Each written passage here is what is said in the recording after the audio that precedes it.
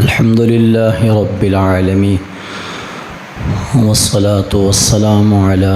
سيد الأنبياء والمرسلين وعلى آله وأصحابه أجمعين. أما بعد فأعوذ بالله من الشيطان الرجيم. بسم الله الرحمن الرحيم. واعلموا أنما أموالكم وأولادكم فتنة والله عنده أجر عظيم. صدق الله مولانا العظيم.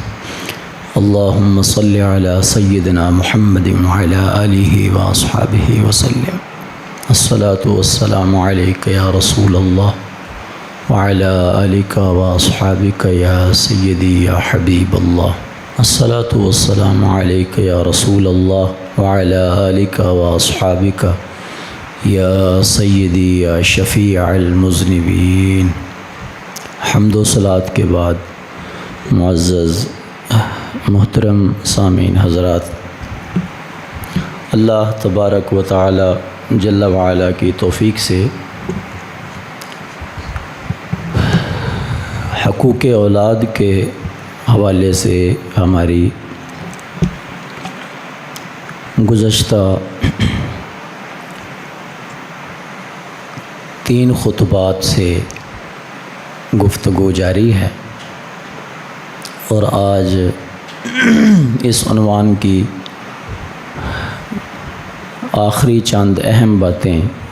ذکر کر کے تو اس کا اختتام کریں گے۔ اولاد کے حقوق کے حوالے سے جو والدین کی ذمہ داری ہے اس میں سے ایک یہ ہے کہ جس وقت بچہ پیدا ہوتا ہے تو ہم پہلے ذکر کر چکے ہیں کہ اس کے کان میں اذان کہنا، اس کو گٹی کسی نیک آدمی سے دلوانا، اور اس کے بعد ہے کہ عقیقہ کرنا، یہ سنت ہے۔ عقیقے کا عمل سنت ہے۔ زیادہ بہتر ہے کہ 7ویں دن، جس دن بچہ پیدا ہوا اس سے 7ویں دن عقیقہ کیا جائے۔ اگر استطاعت ہو، مالی وسعت ہو، تو لڑکے کی طرف سے 2 بکریاں اور لڑکی کی طرف سے 1، اور اگر مالی وسعت نہ ہو تو لڑکے کی طرف سے بھی 1 بکرا یا 1 بکری دیا جا سکتا ہے عقیقے کے لیے۔ اسی طرح بڑے جانور میں بھی حصہ رکھا جا سکتا ہے، یعنی بڑے جانور میں 7 حصے ہوتے ہیں، تو یہ عقیقہ اس کا بھی ہو سکتا ہے۔ کوئی بڑا جانور ایک بچے کی طرف سے کرنا چاہے وہ بھی کر سکتا ہے، منع وہ بھی نہیں ہے کہ ایک پورا جانور بڑا کسی بچے کی طرف سے یا بچی کی طرف سے ایک مکمل گائے یا بھینس یا کٹا یا بچھڑا وہ کرنا چاہے تو وہ بھی کر سکتا ہے۔ اس کا گوشت جو ہے وہ خود بھی کھا سکتے ہیں، ماں باپ بھی، عزیز و اقارب کو بھی پکا کے بھی کھلایا جا سکتا ہے، ویسے ہی ذبح کر کے گوشت تقسیم بھی کیا جا سکتا ہے۔ لیکن اس میں بھی مستحب عمل ہوگا کہ اگر اس کے 3 حصے کر دیے جائیں، 1 حصہ عزیز و اقارب کے لیے، دوست احباب کے لیے، 1 فقراء، مساکین، محتاج، ضرورت مندوں کے لیے، اور 1 حصہ خود اپنے گھر والوں کے لیے۔ یہ مستحب ہے۔ اس کے برعکس بھی کوئی کرنا چاہے کمی زیادتی تو وہ بھی جائز ہے، اور یہ 7ویں دن اگر ہو جائے تو زیادہ سنت کی برکت حاصل ہوتی ہے۔ اگر 7ویں دن نہ ہو سکے تو زندگی میں جب بھی مالی گنجائش ہو، وسعت ہو، اس وقت ہی ادا کیا جا سکتا ہے۔ اگر کسی کا عقیقہ والدین نے نہیں دیا اور بعد میں وہ خود اپنا دینا چاہے زندگی میں کبھی بھی، تو یہ بھی اس کو اختیار ہے کہ وہ اپنی طرف سے اپنا عقیقہ خود بھی دے سکتا ہے۔ اور 7ویں دن بچے کے سر کے جو بال اتارے جاتے ہیں ان کے وزن کے برابر چاندی یا چاندی کے پیسے راہ خدا میں صدقہ دینا، خیرات کرنا، یہ بھی سنت ہے اور حضور علیہ الصلوۃ والسلام کی تعلیمات میں سے ہے۔ اسی طرح اس کے بالغ ہونے سے پہلے بلکہ چھوٹی عمر میں ہی اس کا ختنہ کرنا یہ بھی سنت ہے، اور یہ دین اسلام کی فطرتی 10 چیزوں میں سے ایک چیز ہے۔ تو نام رکھنے کے بعد فرمایا گیا جب وہ بچہ بولنے لگے تو اسے، یعنی جیسے اس کے منہ سے ایک آدھا لفظ نکلنا شروع ہو جائے تو اس وقت اس کو لفظ اللہ سکھاؤ۔ اس کے طریقہ کار یہ ہے کہ اس بچے کے پاس لفظ اللہ کا ذکر اس کو سنایا جائے۔ گھر کے اندر اس کی والدہ یا والد یا کوئی بھی فرد جب بھی اس بچے کو اٹھائیں تو کوشش یہ کریں کہ اللہ اللہ اللہ اللہ یہ لفظ بار بار اس کو سنائیں، کہ وہ سن کر بچے کی خود بخود ہی کانوں میں آواز پڑے گی۔ تو یہ ایک فطرتی بات ہے کہ بچہ جو سنتا ہے وہ اس کو بولنے کی کوشش کرتا ہے۔ جب وہ جملہ بولنے لگے تو پھر حدیث پاک میں ہے کہ اس کو کلمہ طیبہ سکھایا جائے، لا الہ الا اللہ، لا الہ الا اللہ، لا الہ الا اللہ۔ اب یہ لوری اس کو سنائی جائے، گھر کا جو فرد بھی اسے اٹھائے، پکڑے، کھلائے اور اس سے کھیلے تو اس کو لا الہ الا اللہ کی لوری سنائے، کہ اس سے اس کے کان میں کلمے کی آواز بار بار جائے اور وہ اس آواز کو اپنے دل میں محفوظ کرے سن کر۔ اور فرمایا جب وہ مزید پڑھنے کے قابل ہو جائے تو آیت الکرسی اسے یاد کروائی جائے، اور آیت الکرسی کے بعد اسے سورۃ الحشر کی آخری آیات هو اللہ الذی لا الہ الا هو عالم الغیب والشہادۃ هو الرحمن الرحیم، یہاں سے لے کر اگلی 2 آیات مزید، تو یہ آخری 3 آیات ہیں، وہ اس کو یاد کروائی جائیں۔ اس کے بعد فرمایا گیا کہ اگر لڑکا ہو تو جیسے ہی وہ قرآن پڑھنے کے قابل ہو جائے تو اسے سورۃ المائدہ کی تلاوت کروائی جائے اور سورۃ المائدہ اسے سکھائی جائے، اور اگر وہ بچی ہے تو اسے سورۃ النور خاص طور پر پڑھائی جائے اور سکھائی جائے۔ ہمارے ہاں یہ ایک ترتیب ہے کہ جس طرح قرآن پاک چھپا ہوا ہے تو ہم بچوں کو ایک طرف سے قرآن شروع کراتے ہیں، تو یہ بھی ٹھیک ہے، غلط نہیں ہے، لیکن احادیث میں جن چیزوں کو ترجیح کے طور پر بیان کیا گیا ہے تو ان چیزوں کو اگر پہلے بھی پڑھا دیا جائے تو حضور علیہ السلام کے فرمان پر عمل ہو جائے گا۔ یعنی کہ مثلاً آپ یہ چیزیں پڑھا کے پھر اس کے بعد سورہ یاسین پڑھا دیں، سورہ رحمان پڑھا دیں، بچیاں ہیں تو ان کو سورہ واقعہ پڑھائیں، کہ حضور پاک علیہ السلام نے خاص طور پر فرمایا کہ بچیوں کو سورہ واقعہ پڑھاؤ، اور فرمایا کہ جس گھر میں سورہ واقعہ مغرب کے بعد پڑھی جاتی ہو شام کے وقت، تو فرمایا اس میں کبھی رزق کی تنگی نہیں آ سکتی۔ تو صحابہ کرام کا اس پر عمل تھا، اور خاص طور پر بیٹیوں کو، کیونکہ باپ اور بیٹی کی محبت ایک مثالی محبت ہے، تو باپ کو اپنی بیٹی کے رزق کی، اس کے گھر کی خوشحالی کی بڑی فکر مندی ہوتی ہے، تو اس کے لیے خاص وظیفہ بتایا گیا ہے حدیث پاک میں کہ سورۃ الواقعہ جو بندہ اپنی بچیوں کو سکھا دے گا تو وہ کبھی بھی پریشان نہیں ہوگا۔ حضرت سیدنا عثمان غنی رضی اللہ تعالیٰ عنہ کا یہ معمول مبارک، اور بھی کئی صحابہ کرام کا، کہ بیٹیوں کو خاص طور پر سورۃ الواقعہ اور یاد بھی کروانی ہے اور اس کو پڑھنے کی تلقین بھی کرنی ہے۔ اچھا، جو چیز یہاں قابل غور ہے کہ جب بچہ بولنے لگے تو لفظ لفظ اور جملہ بولنے لگے تو لا الہ الا اللہ، مزید پڑھنے کے قابل ہو جائے تو آیت الکرسی، سورۃ الحشر کی آخری آیتیں، یہ چیزیں ذرا قابل غور ہیں۔ یعنی مطلب یہ ہے کہ اس کو جب وہ بولنے لگے تو اس کا عقیدہ توحید مضبوط کروایا جائے، اللہ کی ذات کے بارے میں اس کو آیات اور کلمات یاد کروائے جائیں کہ اس کے دل میں اللہ کا تعارف، اللہ تعالیٰ جل مجدہ الکریم کی پہچان اور اللہ تعالیٰ کے ناموں سے اس کو محبت۔ آپ جانتے ہیں کہ سورۃ الحشر کی آخری آیتوں میں اسماء باری تعالیٰ ہیں، هو اللہ الذی لا الہ الا هو عالم الغیب والشہادہ هو الرحمن الرحیم، هو اللہ الذی لا الہ الا هو الملک القدوس السلام المؤمن المہیمن العزیز الجبار المتکبر سبحان اللہ عما یشرکون، هو اللہ الخالق البارئ المصور له الاسماء الحسنی۔ یہ اس کے پاک نام ہیں۔ تو بچے کو یہ بچپن سے ہی بتایا جائے، پہچان کروائی جائے کہ اللہ کی ذات کیا ذات ہے، اس کا تعارف، اس کے اسماء مبارکہ، اسماء کا معنی، اللہ کے ناموں کا معنی اور مفہوم اس کو بتایا جائے کہ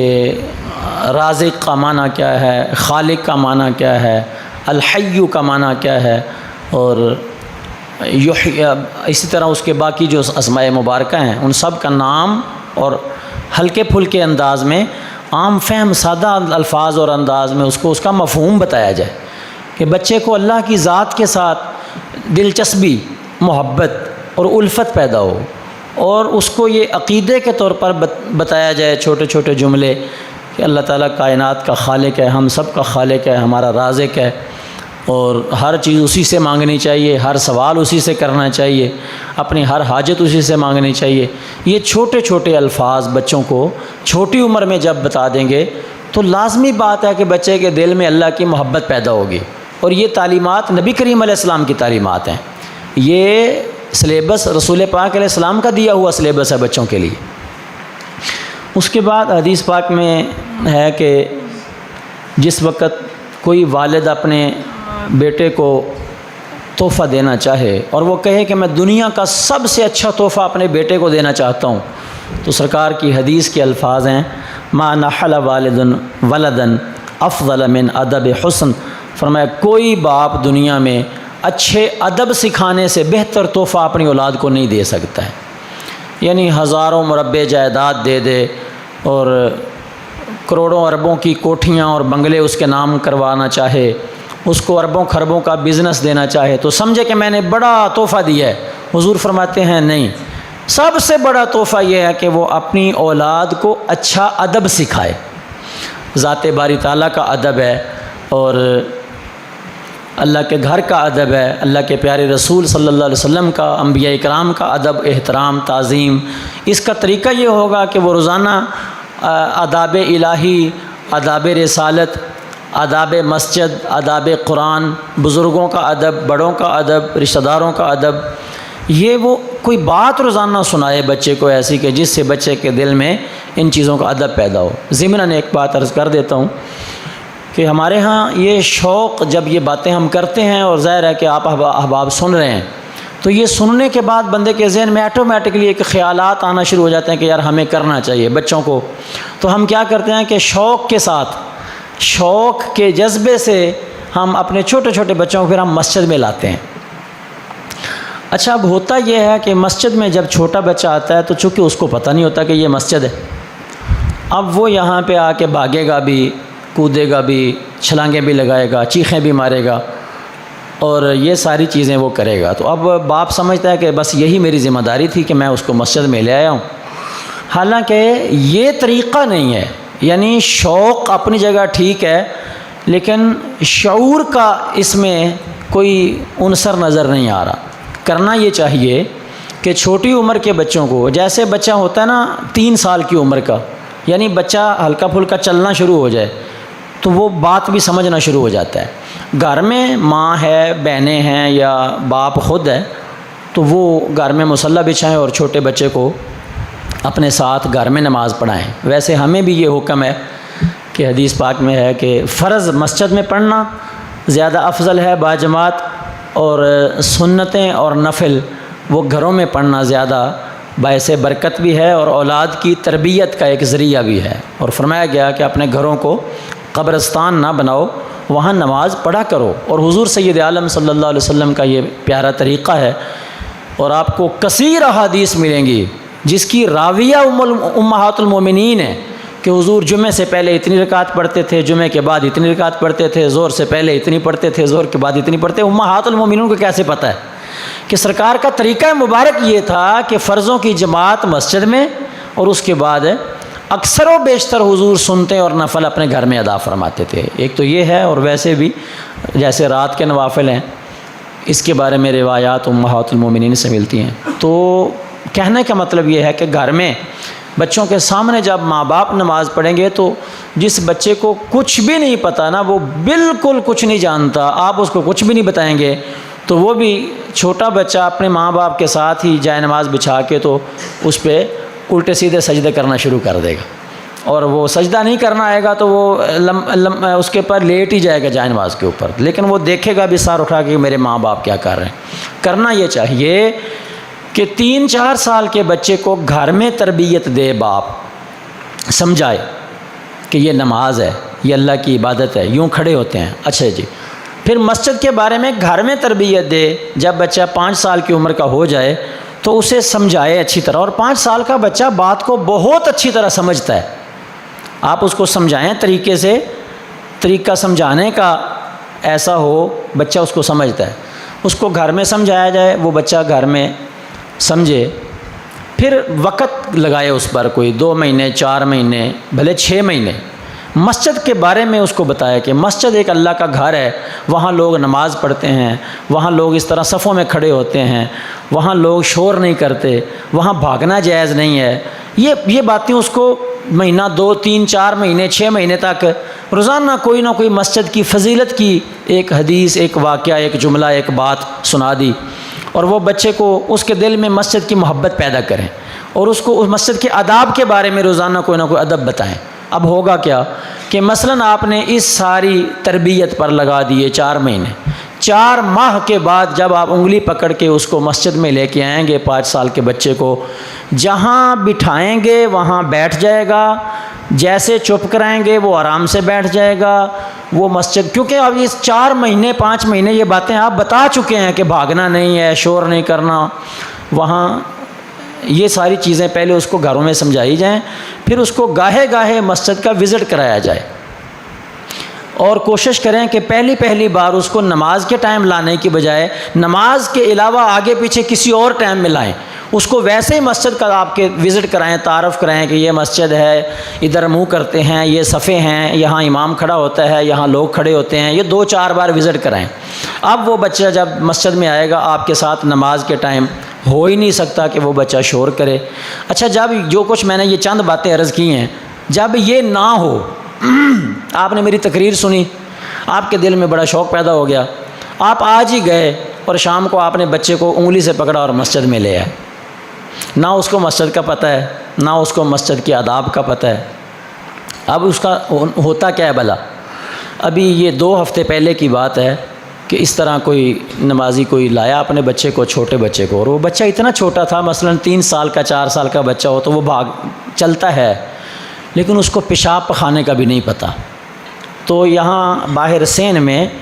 1 ہفتے میں 2 بار کسی بچے نے پیشاب کر دیا صف کے اوپر، یعنی نمازیوں نے نماز نہیں تلی، جماعت کھڑی ہو گئی، تو وہ بچہ کھیلتا کھیلتا بھاگتا اس کا پیشاب نکل گیا یہاں صف کے اوپر، تو وہ پھر صف کو دھونا، فرش کو دھونا، تو یہ جائز نہیں ہے۔ یاد رکھیں، وہ جو چھوٹا بچہ ہے نا جس کو پیمپر لگتا ہے، اور پیمپر میں اگر وہ پیشاب پخانہ کرے تو پیشاب پخانے والا پیمپر اس کے ساتھ لگا ہوا ہے، اور اس بچے کو مسجد میں لانا یہ بھی مسجد کے ادب کے خلاف ہے۔ مسجد کے اندر تو بھائی صاحب لہسن پیاز جو ہماری سبزی کا حصہ ہے، اور ہم اسے پکا کے سالن میں سبزی میں کھاتے ہیں، تو حضور فرماتے ہیں کچا کھا کے مسجد میں نہ آنا، کیونکہ اس کو کچا کھانے سے جو مہک پیدا ہوتی ہے وہ مسجد میں جب تم آتے ہو تو فرشتوں کو بھی اذیت دیتی ہے اور ساتھ والے نمازیوں کو بھی اذیت دیتی ہے۔ قابل غور بات ہے کہ جہاں کچا لہسن یا کچا پیاز جو ہماری سبزی ہانڈی کا حصہ ہے، اگر وہ کھا کے آنا جائز نہیں ہے، تو پیشاب سے بھرا ہوا پیمپر لگا کے بچے کو مسجد میں چھوڑ دینا، پیشاب والا پیمپر ہے، اس نے بیچ میں پیشاب کر، آپ کو کیا پتہ مسجد میں بچہ کھیل رہا ہے اور اس نے پیشاب کر دیا، اب وہ پیمپر کے اندر پیشاب موجود ہے، یہ نہیں۔ اس سے منع کیا گیا۔ اس مسئلے پر میں نے ایک دفعہ پہلے تفصیل سے کسی موقع پر عرض کر چکا ہوں۔ ہمارے ہاں چونکہ دین کے بارے میں جب صحیح معلومات نہیں ہوتی تو بندے چیزوں کو غلط کوڈ بھی کرتے ہیں۔ ایک روایت وہ لاتے ہیں کہ حضرت سیدنا امام حسن اور امام حسین مسجد میں آ جاتے تھے، چھوٹے بچے تھے، تو حضور پاک ان کو اٹھاتے تھے اور اپنی گود میں بٹھاتے۔ یہ حدیث ہے، آپ کو میں بھی سناتا ہوں، لیکن بات کو سمجھنے کی ضرورت ہے کہ ان کو سیدنا اتنی چھوٹی عمر میں کہ جب پیشاب پخانے کا خطرہ ہو تو حضور خود نہیں لاتے تھے، خود نہیں لاتے تھے وہ، کیونکہ ماں سیدہ پاک حضرت خاتون جنت کا گھر رسول پاک کے گھر کے ساتھ تھا، تو وہ بچے خود یعنی مسجد کے اندر دروازہ کھلتا تھا اس گھر کا بھی، حضرت سیدہ فاطمہ الزہرا کے گھر کا دروازہ، تو وہ چھوٹے بچے خود چلتے چلتے مسجد میں آ جاتے تھے، تو حضور علیہ السلام ان سے پیار فرماتے تھے، ان کو پکڑ لیتے تھے، بٹھاتے تھے اپنے پاس۔ ان چیزوں سے یہ ثابت نہیں ہوتا کہ آپ مسجد کے اندر ایسے بچے کو لانا شروع کر دیں جو کہ پیشاب اور پخانے کا یعنی سمجھ بوجھ نہیں رکھتا۔ اچھا ایک اور چیز، بعض چھوٹے عمر میں نا بچے جب ایک دوسرے سے لڑتے ہیں یا کھیلتے ہیں شرارتاً تو ایک دوسرے کے اوپر تھوک بھی پھینک دیتے ہیں، یہ بچوں کی بچکانہ حرکتیں ہیں۔ تو اگر بچہ مسجد میں چھوٹا آتا ہے اور وہ مسجد میں اس طرح تھوک پھینک دیتا ہے تو یہ بھی ادب کے خلاف۔ میں جو بات سمجھانا چاہ رہا ہوں، اللہ کرے کہ آپ میری بات کو سمجھ جائیں، وہ یہ ہے کہ 5 سال کی عمر تک آپ بچے کو مسجد کا تعارف کروائیں، مسجد کا ادب سکھائیں، گھر میں اس کو نماز پڑھائیں، گھر میں اس کو سب کچھ سکھائیں۔ جب آپ دیکھیں کہ 4-5 سال کی عمر میں بچہ اب میری بات کو سمجھنے لگ گیا ہے، چند ایک نشانیاں ہیں، مثلا جہاں کھڑا کریں کھڑا ہوتا ہے، جہاں بٹھا دیں بیٹھ جاتا ہے، جو کچھ اس کو بتائیں وہ فالو کرتا ہے بات کو، اب اس کو مسجد میں لانا شروع کریں۔ اور دوسرا یہ کہ جب وہ پیشاب پخانے کے بارے میں بتانا شروع کر دے کہ مجھے پیشاب کی حاجت ہے یا پخانے کی، تو اس کو مسجد کی تلویث، آلودہ ہونا مسجد کا یہ بڑا خطرناک ہے۔ اس بارے میں وہ احادیث بھی اب دیکھیں، ایک ہمارے بہت بڑے مبلغ ہیں ملکی لیول کے، تو بعض اوقات بڑے بندے سے بھی کوئی مسٹیک ہو جاتی ہے، تو انہوں نے یہ موبائل ٹیون کے بجنے پر ایک حدیث پیش کر کے تو کہا کہ لوگوں کے موبائل ٹیون اگر بج جائے مسجد میں تو ہمارے لوگ غصہ کرتے ہیں۔ میں سمجھتا ہوں کہ غصہ نہیں کرنا چاہیے، ہم نے بھی لکھ کے لگایا ہوا ہے، پیار سے کہتے ہیں، محبت سے سمجھاتے ہیں کہ مسجد میں میوزک ٹیون کا بجنا یا نماز کے دوران موبائل کی رنگ ٹون کا چل پڑنا اور پوری جماعت کے دوران اس کا چلتے رہنا بجتے رہنا، ظاہر بات ہے کہ نمازیوں کی ڈسٹربنس ہوتی ہے، نماز سے توجہ ہٹتی ہے، خود اس بندے کو بھی بے چینی ہوتی ہے جس کا فون آ رہا ہے۔ لیکن اس میں حوصلہ افزائی کرنا لوگوں کی، یہ کہنا کہ کوئی مسئلہ ہی نہیں ہے، جس طرح مرضی کوئی آئے یا جائے، اس میں یہ بات جائز نہیں ہے۔ آخر مسجد کے کچھ آداب ہیں اور وہ اللہ اور اللہ کے رسول نے بیان کیے، اور وہ اسی لیے بیان کیے ہیں کہ مسجد عام جگہ نہیں ہے، یہ باقی جگہوں کی خاص جگہ ہے۔ تو وہ روایت انہوں نے یہ پیش کر دی کہ رسول پاک علیہ السلام کے دور میں ایک اعرابی آیا، دیہاتی بندہ تھا، مسجد وہ اس کو پتہ نہیں تھا کہ مسجد ہے۔ اچھا، اب اس کی وضاحت کرنا بھی ضروری ہے کہ وہ اعرابی تھا، دیہاتی تھا، لگتا یہ ہے کہ وہ کبھی اس سے پہلے مدینہ شریف میں آیا ہی نہیں تھا۔ وہ واقعہ آپ نے سنا ہوا ہے نا کہ جب وہ آیا تو آپ صلی اللہ علیہ وسلم بیٹھے تھے اور وہ اس کو پیشاب کی شدید حاجت ہوئی، وہ جیسے مسجد میں داخل ہوا نا تو جیسے یہ دیوار ہے، مثلا ادھر دیوار ہے ادھر دیوار ہے، تو شدید حاجت تھی پیشاب کی، تو اس نے ادھر مسجد کے اندر ہی دیوار کی طرف ایک سائڈ پہ منہ کیا اور کپڑا اٹھایا اور وہیں پیشاب کرنا شروع کر دیا مسجد کے اندر۔ اب یہ ایسی بات تھی جو صحابہ کرام کے لیے بڑی پریشان کن تھی، تو صحابہ دوڑے اس کی طرف کہ اس کو اٹھائیں، کیوں مسجد ہے، مسجد میں پیشاب کری جا رہا ہے۔ تو حضور علیہ السلام نے فرمایا کہ رک جاؤ، کوئی بندہ اس کو کچھ نہ کہے۔ اب چونکہ پیشاب اس کو آیا ہوا ہے اور وہ پیشاب کرنے بیٹھ چکا ہے، اب اگر اس کو اٹھاؤ گے روکو گے تو شاید اس کے لیے یہ بڑی تکلیف کا باعث ہو۔ تو پیشاب اب اس نے کر لیا ہے، جو باقی ہے کر لینے دو، جب وہ اٹھ جائے گا پیشاب کو پانی سے دھو دینا اور اس کو ہم مسئلہ سمجھا دیں گے کہ بھائی صاحب مسجد میں پیشاب نہیں کرنا چاہیے۔ یہ سرکار کی تربیت کا انداز۔ لیکن آپ اس واقعہ پہ تھوڑا سا غور فرمائیں، یعنی اس واقعہ سے یہ سبق نہیں نکلتا کہ شاید ایسی روٹین تھی لوگوں کی کہ اگر کوئی بھی مسجد میں پیشاب کرتا تو حضور کہتے کوئی بات نہیں، وہ ایک انہونا واقعہ، اچانک بائی چانس ہونے والا واقعہ ہے کہ یعنی اس سے پتہ ہی یہ چلتا ہے کہ شاید وہ بندہ کسی ایسے گاؤں سے دیہات سے آیا تھا کہ جہاں اس کو بالکل بھی مسجد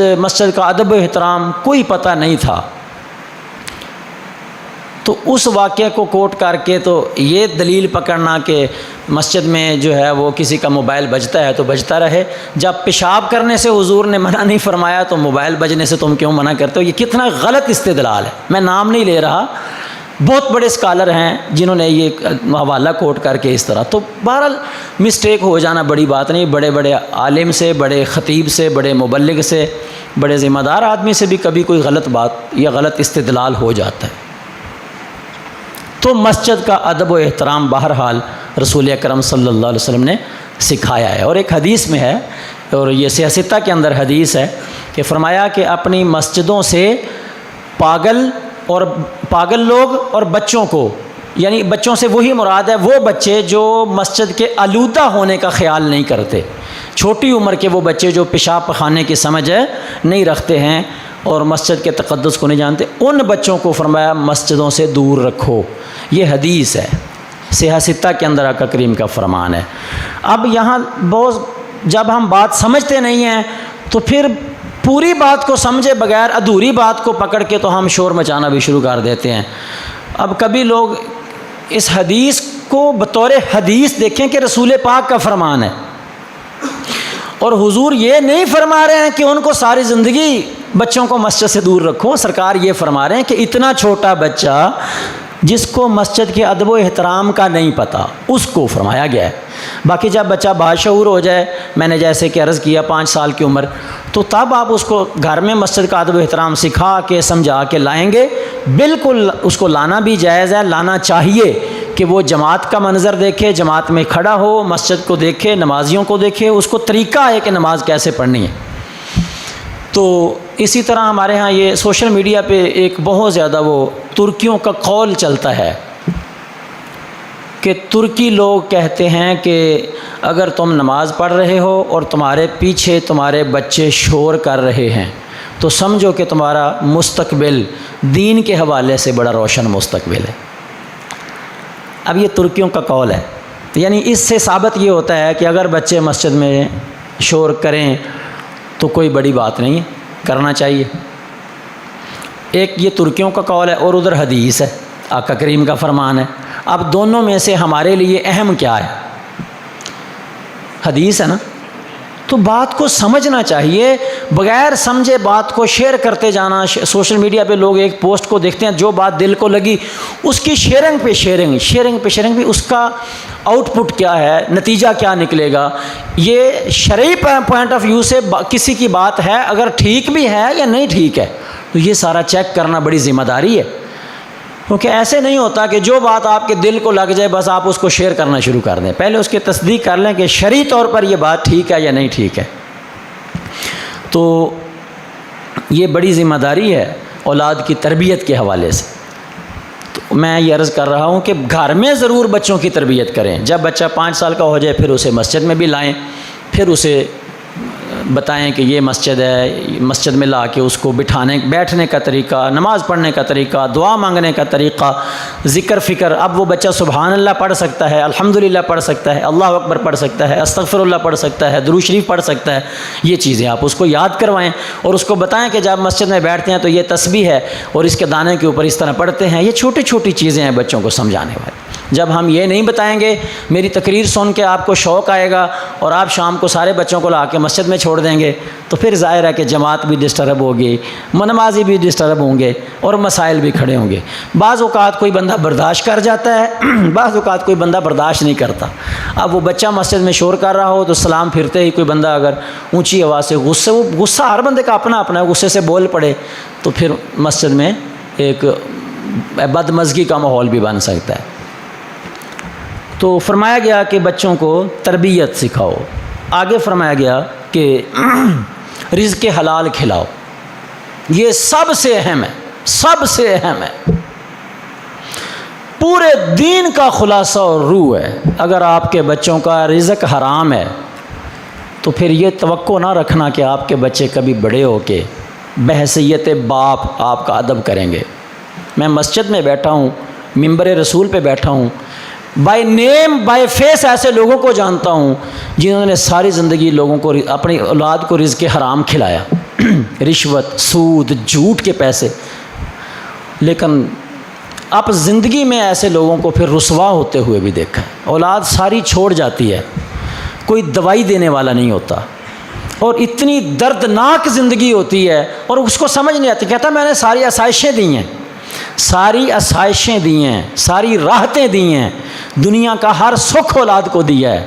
بھائی آپ نے اولاد کو جو کچھ دیا ہے رزق حرام سے دیا ہے، اور رزق حرام کا نتیجہ کبھی نیکی نہیں نکل سکتا، تقوی نہیں ہو سکتا، کبھی نہیں ہوگا، بھول جائیں۔ 100 باتوں کی ایک بات ہے کہ رزق حلال اگر نہیں ہے تو آپ اپنے گھر سے، بیوی بچوں سے خیر کی توقع نہیں رکھیں، جتنا مرضی خوش کر لیں۔ یہ وقت اس وقت پتہ چلے گا جب آپ بے بس ہو جائیں گے، مجبور ہو جائیں گے، جب آپ ان کے محتاج ہو جائیں گے، پھر پتہ چلے گا کہ آپ کا رزق کیا رنگ لایا ہے۔ تو سرکار فرماتے ہیں کہ رزق حلال۔ سیدنا امام حسن والا واقعہ کہ وہ بچے تھے چھوٹی عمر میں، تو چونکہ مسجد کے ساتھ ایک گھر تھا سیدہ فاطمہ پاک کا، تو گھر سے نکلے بچے اور ایسے ہی آئے، تو مسجد میں بیت المال کی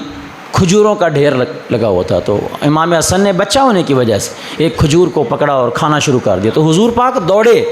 اور دوڑ کر حضرت امام حسن کے منہ سے کھجور نکالی، فرمایا کخن کخن، کھجور نکال کے فرمایا حسن تھوکو، میرے ہاتھ پہ تھوک دو، جو تیرے منہ میں لعاب ہے یہ بھی نکالو، ہمارے لیے صدقے کا مال کھانا جائز نہیں ہے۔ یہ اللہ کے رسول کی تربیت ہے اپنے بچوں کے حوالے سے۔ حضرت ابو دردہ والا واقعہ، پڑوسی کے گھر کے کھجور کا درخت ہے، کھجوروں کے پکنے کا موسم آتا ہے، رات کو ہوا چلتی ہے، پکی پکی کھجوریں گرتی ہیں، کچھ کھجوریں ابو دردہ کے گھر میں گر جاتی ہیں۔ ابو دردہ بڑے سینئر صحابی ہیں، اب فجر کی نماز کے بعد جیسے ہی سلام پھرتا ہے جلدی اٹھ کے گھر چلے جاتے ہیں۔ آقا کریم نے ایک دن پوچھا ابو دردہ خیر ہے، آپ روزانہ جلدی چلے جاتے ہو؟ یعنی معمول تو یہ تھا نا کہ کچھ دیر نماز کے بعد بیٹھنا، ذکر اذکار کرنا، وظائف پڑھنا، تو یہ حضور کا معمول تھا، اور جو بندہ فوراً سلام پھرنے کے بعد اٹھ کے چلا جائے تو اس کو پوچھنا تو چاہیے کہ بھائی صاحب خیر تو ہے، آپ بہت جلدی میں ہیں کہ اللہ کی بارگاہ میں آئے ہیں اور آپ نے سلام پھرتے ہی جانے کی کوشش کی، کیا بات ہے؟ حالانکہ اس کے بعد بندے کو کچھ دیر اللہ کا ذکر فکر، دعا، استغفار، کلمہ شریف، سبحان اللہ، الحمدللہ، اللہ اکبر۔ تو فرمایا ابو دردہ کیا بات ہے، میں دیکھتا ہوں کہ تم کچھ دنوں سے جلدی اٹھ جاتے ہو۔ عرض کیا حضور آج کل مدینہ شریف میں کھجوروں کے پکنے کا موسم ہے، تو میرے پڑوسی کے گھر میں کھجوروں کا ایک درخت ہے اور وہ میری دیوار کے ساتھ ہے، اور جب رات کو ہوا چلتی ہے تو کچھ کھجوریں گرتی ہیں میرے گھر کے سین کے اندر، میں جلدی اس لیے چلا جاتا ہوں کہ چھوٹے بچوں کے اٹھنے سے پہلے جاؤں اور وہ کھجوریں ساری اٹھا کے پڑوسی کے گھر میں دے دوں، تاکہ کوئی کھجور میرا بچہ نہ کھا لے، کیونکہ وہ کھجور میرے بچوں کے لیے جائز نہیں ہے نا۔ اللہ، میں اور آپ اپنی آمدنی کے ذرائع پہ غور کریں، باخدا خیر نہیں ہوگی، اولاد کی طرف سے خیر نہیں ملے گی اگر رزق حرام ہے۔ میں اس چیز کو اپنے لفظوں میں بیان نہیں کر سکتا کہ میرے دل میں کتنا درد ہے اس حوالے سے۔ آپ کی اولاد سے آپ کو جو کچھ دیکھنا پڑ رہا ہے، ایک سوال اپنے آپ پہ ضرور کر لیں کہ کئی وجہ اور بھی ہو سکتی ہے، لیکن ایک وجہ ضرور چیک کریں کہ کہیں رزق میں فالٹ تو نہیں ہے، یہ ضرور سوال کریں اپنے آپ سے، اگر ہے تو اس کو کلیئر کر لیں، اللہ رحمت کے دروازے کھول دے گا۔ اللہ تبارک و تعالی ہمیں اپنی اولادوں کی اچھی تربیت کی توفیق عطا فرمائے۔ جو ہم آج بچوں کی تربیت کریں گے بڑھاپے میں وہی ہمارے سامنے آئے گی۔ رب ارحمہما کما ربیانی صغیرہ کا ایک مفہوم یہ بھی ہے، مالک میں چھوٹا تھا، میرے ماں باپ نے میری اچھی تربیت کی، اے اللہ میں تجھے اس تربیت کا واسطہ دے کے کہتا ہوں جیسا انہوں نے میرے چھوٹے ہونے پر میری تربیت کی اور میرا خیال رکھا۔ اے اللہ تیری بارگاہ میں عرض ہے کہ آج وہ بوڑھے ہو گئے ہیں، مولا تو ان پر اسی طرح رحم فرما۔ اس دعا کے اندر ایک تربیت کا عنصر بھی ہے، ربیانی صغیرہ، میں چھوٹا تھا، انہوں نے میری تربیت اچھی کی ہے، اس وجہ سے مولا ان پر رحم فرما۔ اگر آپ اپنی اولاد کو نیک دیکھنا چاہتے ہیں، پرہیزگار دیکھنا چاہتے ہیں، دنیا اور آخرت میں کامیاب دیکھنا چاہتے ہیں، تو رسول پاک علیہ السلام کی ایک بات پر عمل کر لیں۔ فرمایا 3 باتیں سکھا دو اپنی اولاد کو۔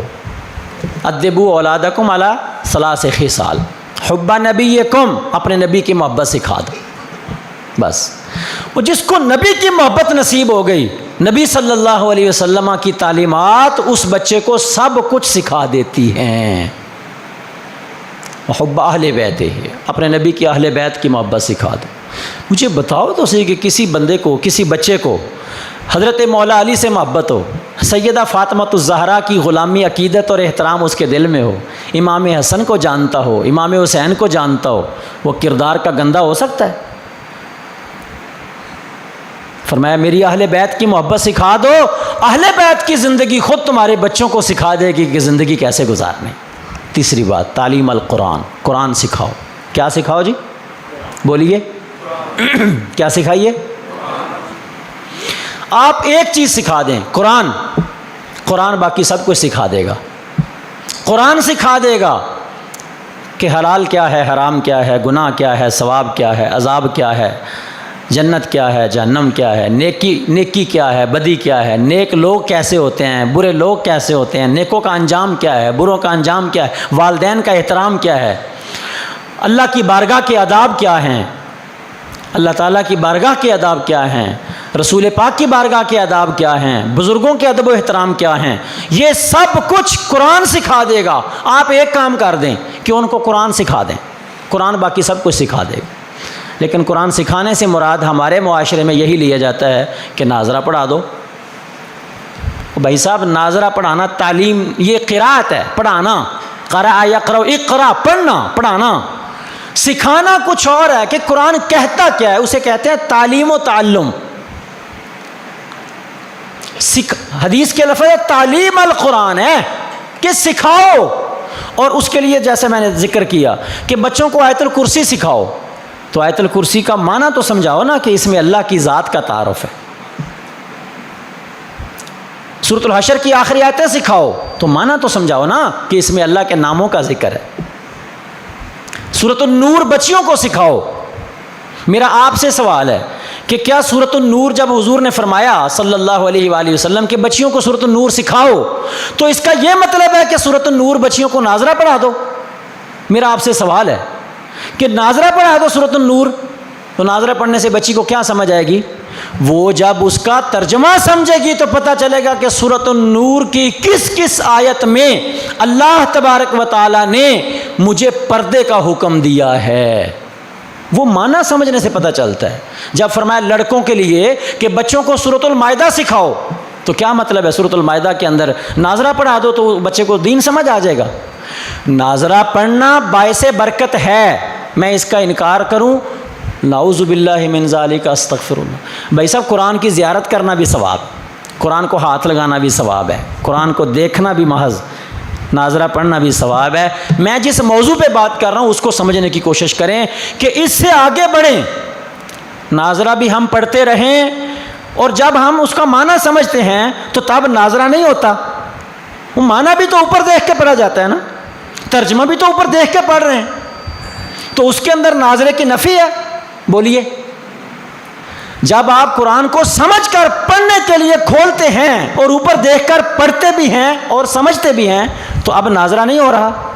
یہ بھی ناظرہ ہے۔ تو جو چیز اصل ہے وہ یہ ہے کہ اس کو سمجھ کر پڑھنے کی کوشش کریں۔ آپ اپنی اولادوں کو قرآن کا ترجمہ پڑھا دیں صحیح طرح،